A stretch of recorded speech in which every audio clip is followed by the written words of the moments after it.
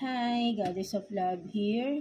Kamusta kayo dyan, mga goddess ko? So, yeah, again, no, another reading tayo for you, all signs, no? Kamusta kayo? Again, ano yung mga kailangan nating i-confess, hinihintay ni universe sa atin na i-confess natin, aminin natin na mga kasalanan natin sa sarili natin, sa kapwa natin, no? At para mapatawad na tayo, no, ni universe, ng ating source, no, kung sino man yung tinuturing ninyong God, right?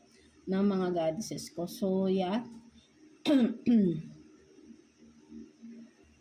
So, let's start with you, Gemini.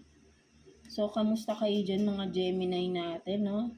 Tingnan natin ano yung hinihintay sa inyo ni universe na i-confess ninyo, aminin ninyo, nakasalanan ninyo para mapatawad na kayo ni universe, right? Ng ating source, of course, di ba? So, tingnan natin, no? Kuha tayo ng 4 cards here for you, Gemini. For Gemini, no? Ano yung mga dapat i-confess ni Gemini kay universe, no? Na hinihintay ni universe na i-confess mo na na sana finally i-confess mo na, aminin mo na rin sa sarili mo na nagawa mo itong pagkakamali na ito, mga Gemini natin. Cross watchers, of course, no? Let's see. Kuha tayo ng 4 cards for you, Gemini. 4 cards for Gemini. Ano yung mga dapat mong i-confess, no? Mga Gemini natin. Let's see.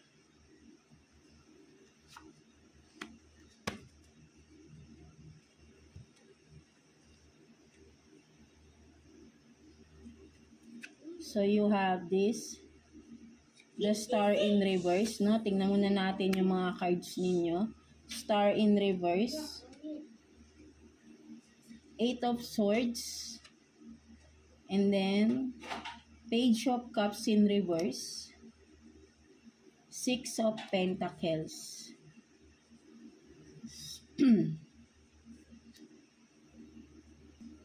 Yeah, for some of you Gemini, no, ang nakikita ko rito, no, again with the Star in reverse, 8 of Swords, Page of Cups in reverse, and then 6 of Pentacles. Gemini, no, for some of you, nakikita ko rito is maybe ang nangyayari kasi dito parang medyo complicated, no, for some of you Gemini, no, kasi nga maraming failure, no, for some of you, no, maraming failure yung nangyari sa inyo, no, yeah, sa past ninyo, Gemini natin, no, with the Star in reverse, no, nakikita ko yung mga ginugusto nyo, yung goals in life ninyo, sabihin din natin yung mga yung ine-expect mo, no, hindi siya nangyari, no, kasi naging stuck ka sa isang sitwasyon, no. Ikaw din, no, kumbaga with the Page of Cups in reverse, no, may mga nagawa ka na hindi mo sinasadya, no, hindi mo siya sinasadya, pero ang nakikita ko rito is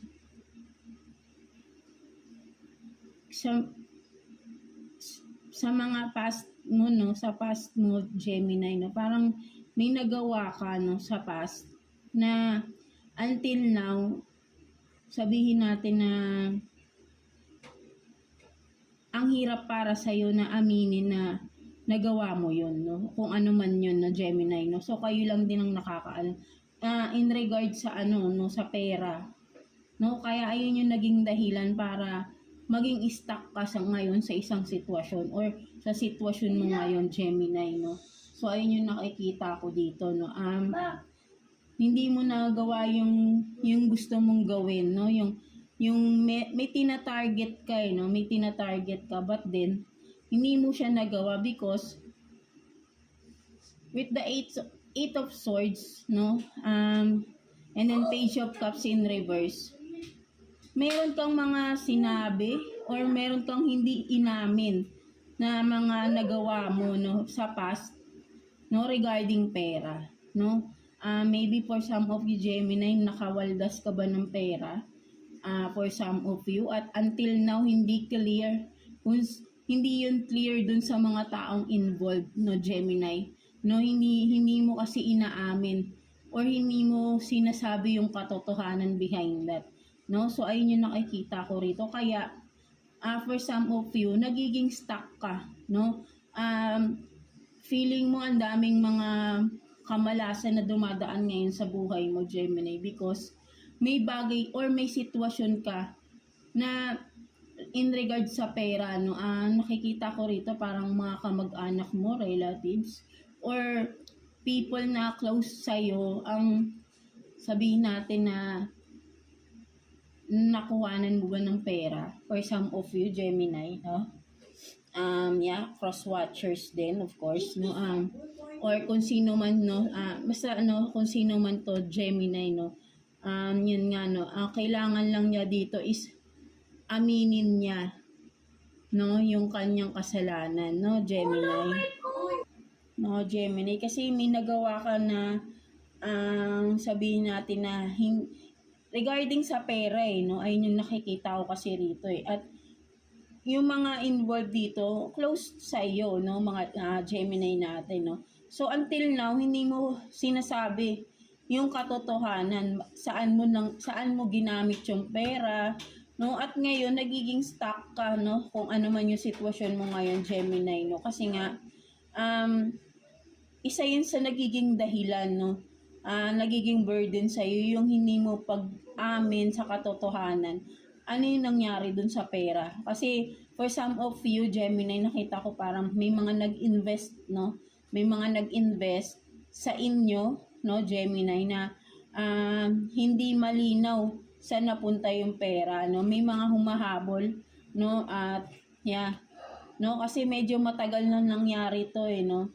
Etong nag-invest ng pera, no? And alam mo, kahit sabihin natin na, kasi nga ang nakikita ko rito for some of you, Gemini, medyo nakakalimutan na nga yung ng iba, parang for some of you, no. But then meron ding iba pa rin na until now, no, kahit na matagal na yun, nandiyan pa rin, no, kasi hindi clear sa kanila, no. At sana man lang humingi ka man lang daw ng apology, no, with the Page of Cups in reverse, no, pero nagiging matigas ka, no, for some of you, Gemini. So yun ang nakikita ko rito, no, mga Gemini natin, no, regarding sa pera, no, meron kang nagawa regarding sa pera, no, parang nag-invest ba ito sa iyo, basta something na regarding sa pera, sa mga tao na involved dito ay malapit sa iyo, close sa iyo, no, at ayun yung naghahabol sila ng tungkol doon, anong nangyari doon, no. Walang clarity, no, for some of you. Hindi mo maamin kasi, no. So ayun yung hinihintay sa ni universe, no. Aminin mo na, no. Aminin mo yung pagkakamali mo na yun, kung ano yung nangyari, no. Ayun yung hinihintay lang ni universe sa'yo na aminin mo sa sarili mo na nagkamali ka, no, may nagawa kang pagkakamali doon, Gemini, no. So yeah, no, ayun yung nakikita ko rito, no, for some of you. So let's see what's the advice sa'yo ni universe, no, Gemini. Let's see, advice sa'yo ni universe. Kuha tayo ng one card here sa'yo, Gemini. Let's see.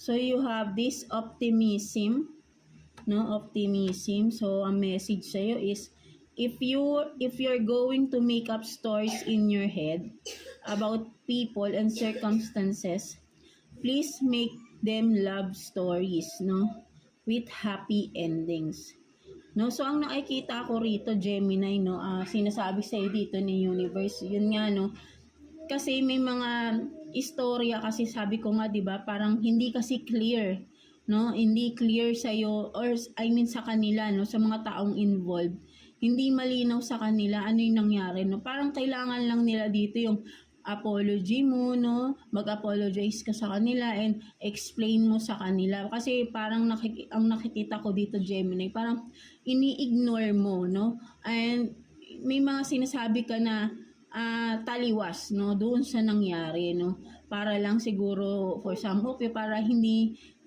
ka masyadong madiin, no? But then, yun nga, ano, mas hindi nila nagugustuhan kung ano yung nagiging or I mean yung sinasabi mo ng mga istorya regarding dun sa nangyari. No? So, ayun yung nakikita ko rito. No? So, kaya sinasabi sa ni Universe, kung magagawa ka daw ng story, ng mga istorya, no? Make sure na paniniwalaan ng mga tao. So, alam mo yung dapat gawin is sabihin mo yung katotohanan. No? Kasi para maniwala sila. No, walang masama na nandyan na yan, nangyari na yan. Kung ano yung nangyari dun sa pera na nawala, no? Sabihin mo na lang yung katotohanan. Para straight to the point tayo, 'di ba? Gemini natin. Para yun na, matapos na din yung mga issue, no? At alam ko pagka inamin mo rin to, no, eventually, no, ay yun nga, mapapatawad ka rin ng mga tao kaysa naman parang humahaba yung panahon na pinapaniwalaan mo sila doon sa mga hindi totoo na istorya, di ba? Something like that, di ba, Gemini? So, ayun yung nakikita ko rito, no? So, sinasabi sa ni Universe na ang mas nakikita ko is ang gustong sabihin sa ni Universe, ina-advisean ka na sabihin mo na yung katotohanan kung ano yung nangyari, no? So, yeah, ano, ayun yung nakikita ko dyan. So, kung sino man yung makaresonate sa inyo dito, Gemini. So, meron ng sagot sa inyo si Universe. Kasi medyo matagal mo ng burden din sa'yo to, no? Nahihirapan ka din, eh. With the 8 of Swords, no? Feeling trap ka sa sitwasyon, no? Pero hindi mo kasi naamin. Kaya trap ka, no? Makakawala ka lang dyan. Siyempre, kapag sinabi mo yung katotohanan, di ba? Mga Gemini natin. So, yeah, that's it for you, mga Gemini. So, God bless you all. And thank you for watching, Gemini.